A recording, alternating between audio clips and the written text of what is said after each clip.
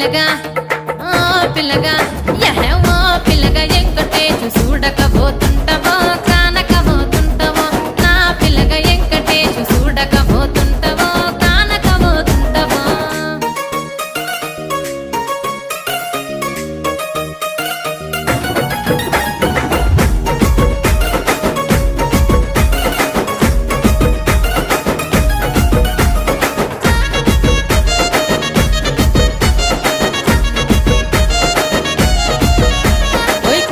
కాటుక వెడితే కన్యాకుమారి